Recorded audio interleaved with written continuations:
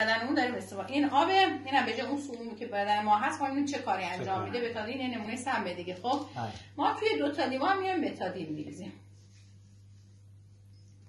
خب یکیشو میام لیمو ترش میزنیم که میگن چیه؟ نماد ویتامین C هست دیگه. آره دیگه، بر سیستم دفاعی بدن. یکیش یه دونه لیمو ترش کامل میریزیم. ولی چه عکس العملی نشون میده نسبت به این بتادینه. خب کم رنگش میکنه، یه خورده تاثیر میده. توی یکیش هم یه دونه از قرص‌های ویتامین C مکمل خودمون رو میزنیم که قرص باز کنم؟ بازش کنیم مال خودمون. باز یکشون داره قایشه رو بخورم. جویدنه یه دونه‌شو بخوام میگم بعد براتون چه کاری انجام میده آقای قریب‌شاه. این جاش جالبه. خب جویدنیه.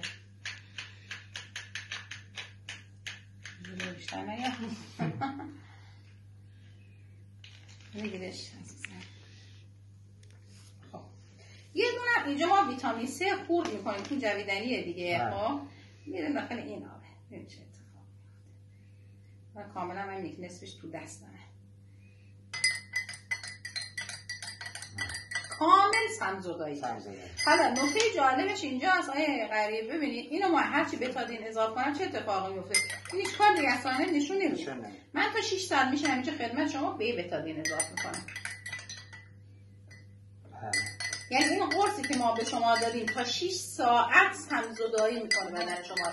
ما توی شیراز حالا عکس از جلسات توی کرونا یه بار ماسک نزدیم، یه دونه ویتامین C میخوریم چون تا 6 ساعت ایمنی بدن قرصی. آره مثلا توی این قسمت ورودی های گلوی ما آره جلوگیری میکنه از سمزدایی. اینم ویتامین C ما هست.